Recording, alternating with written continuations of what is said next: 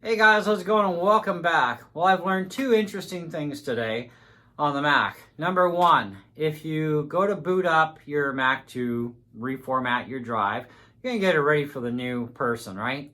You cannot do a low-level format on the internal drive on an M1. It's not going to happen. Probably is going to happen on your T2 security chipped Macs as well. Can't say for sure, I don't have one here. But I got a couple of M1s, so I did actually try this stunt on my M1 MacBook Air. And I just kind of went through the process, right? And it said, nope, you cannot do a low-level format for high security to guarantee nobody can recover your stuff. However, I don't think we have to worry about that anyways, because this is problem child number two. I was trying to cut a video, and of course, I accidentally had all my passwords visible in my video, and I'm like, no, we can't do this. So I'm just going to tell you what happened, right? I thought, okay, what about our internal drive? I've been using external drives as boot drive, okay, like a 1 terabyte Thunderbolt. And that's been great. I'm loving it. It's super fast. It's great. It's got tons more space, like double the space, right, than my 512 internal.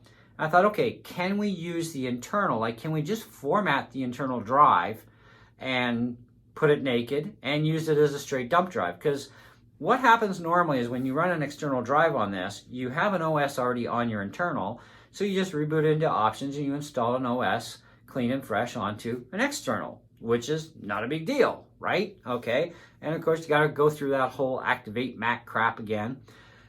Anyway, so I thought, all right, let's just wipe the drive. So it reboots, does its thing so it can reboot the system, format the drive for you. And then, of course, you have that whole thing where it'll finally get up there. And you say, all right, well, let's just restart the computer from my boot drive, my external. And you click on it, and it says that there's no authorized users. But it will allow you to continue.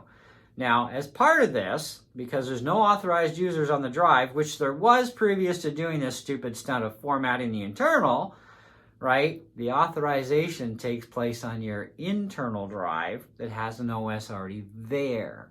Okay, your external becomes authorized if you have an OS already authorized on the internal. It will connect that authorization to your external. But to have that internal drive naked, with nothing on it, if you do choose to continue the process, it does say that there's going to be features that will not be available because you're an unauthorized user, and that would include updates as well, including your security stuff too. So I'm like, fine, just friggin' do it. I need to reboot and back this crap up now.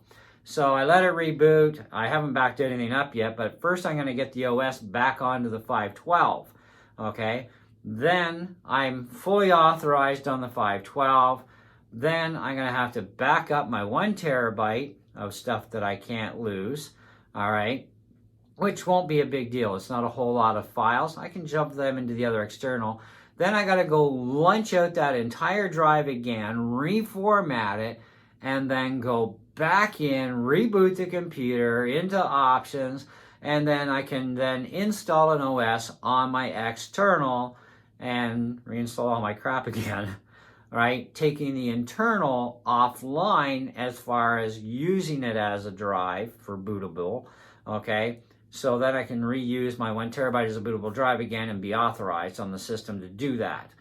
It is such a stupid thing that Apple locks us down this tight that no matter what, if you want to have all your features of your computer usable, you want to have all your updates available to you, etc., you have no option. You must have a operating system on that internal drive in your M series or Apple Silicon Mac. This will be for M1, M2, M3, and so on, and so on, and so on, okay? Unless they change stuff after the M3s. But right now, right up to the M3, it's going to be the same thing, okay? So this is stupid, okay? One, we can't low-level, high-security format our drives to completely wipe out any personal information we ever had on that drive.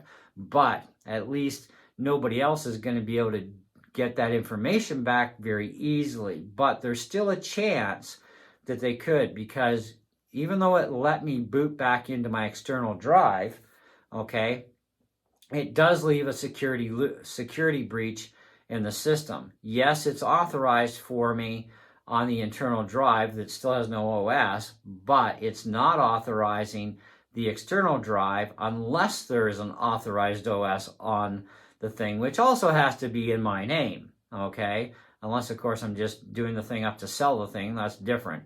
But it would leave it open that if somebody decided that they bought your computer, they could throw on an external drive, which takes the internal drive offline once they've set up the internal in their name. They can then go and they can mount that drive. They can use recovery software at that point on the internal, and they would be able to recover any information that was ever on your internal drive before once they have an external set up. Even if they don't have full authorization on the external, which they would anyways, they could still go back and they could still recover your information because you're not permitted on the internal drive to actually do a low-level format. What is going on with my computer? Did it just fall asleep? Oh, yeah. Oh, their keyboard. Come on, there we go. Still got 4 hours. I'm on my slow Wi-Fi connection because I forgot to plug in my Ethernet. Anyways, so if you were curious about this nightmare, that's what you're going to go through. So first off, just as a recap, you cannot do a low-level format on your internal drive that's all by itself-y, okay? I did this on my MacBook Air. It doesn't give us the option. Now, we talked about this in a previous video about low-level formatting drives and how you have to do it on a Mac, right? You have to have a Type A connection even with a Type C drive. And it doesn't matter about the drive, doesn't matter about the case. It's not up to the manufacturers to decide if you can low-level format their drives or not. You just have to have a Type C or a Thunderbolt drive with a converter to Type A. You can low-level format all you want.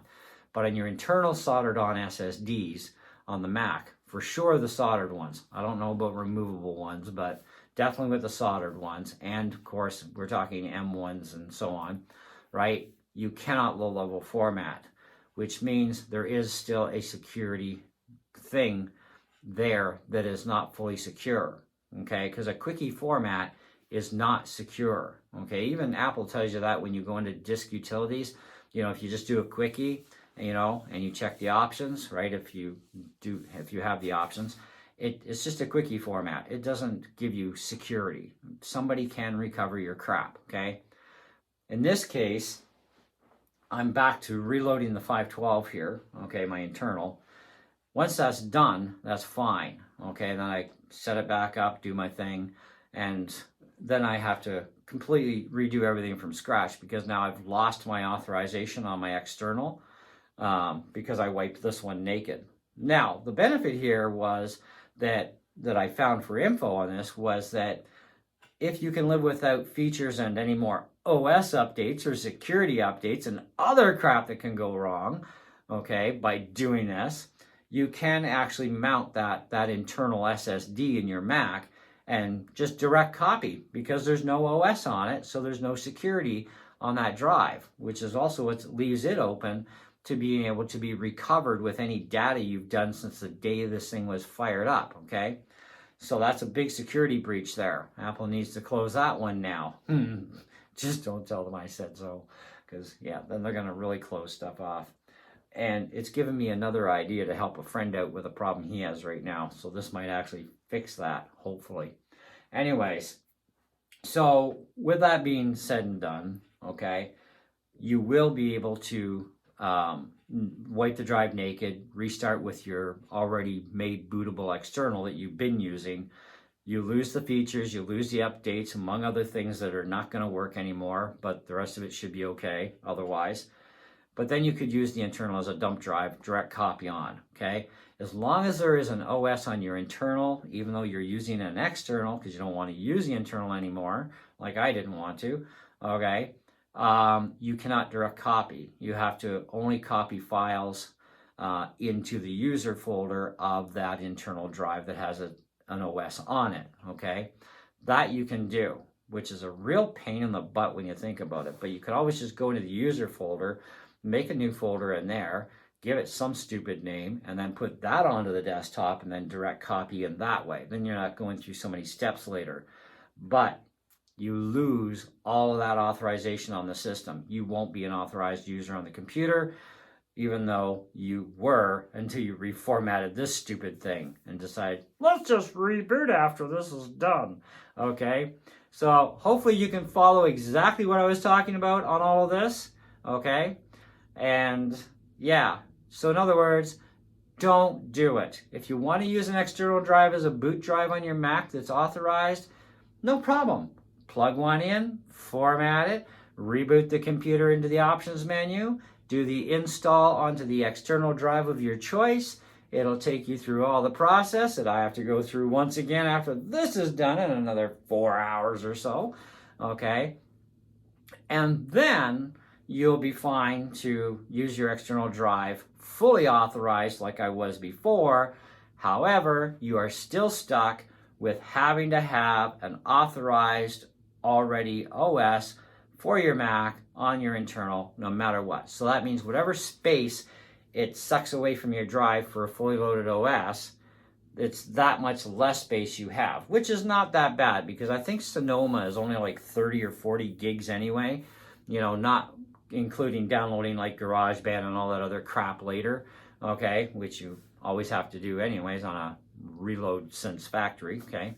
So that won't be such a big deal. And then you can still use it as a dump drive, but instead of having 500 gigs free, you're going to have like 400 and change free, which is not a big deal. Okay, and I think that's probably where I would probably go with that sort of thing if you wanted to. But to be perfectly honest with you, with some of the problems I've seen with internal SSDs going down on Macs since the M1 generation started, okay, I would probably suggest getting yourself a really good quality external NVMe, throw it into a Thunderbolt case that you trust, and have that, use that as a dump drive, and make redundant backups of that first main copy. Because you don't make a copy of a copy of a copy. You only make a copy of your first original, because that's your master. Okay? But make extra copies of all your data that way. This way you're never going to lose anything, period. I wouldn't trust using the internal as a dump system for just keeping backup files on, even though you're not using it. I wouldn't trust it fully in that sense and rely solely on that. If you're going to, great, but also make copies of all those files onto other drives and keep them up to date as you up to date more files on your computer and so on. And then you'll be just fine, okay? All right, that's it. That's what I got for you. Hopefully you learned something, because I learned a very valuable lesson myself, and now I'm stuck for the rest of the day. I can't use my damn computer. So good thing I got a spare Mac. Anyways, see ya.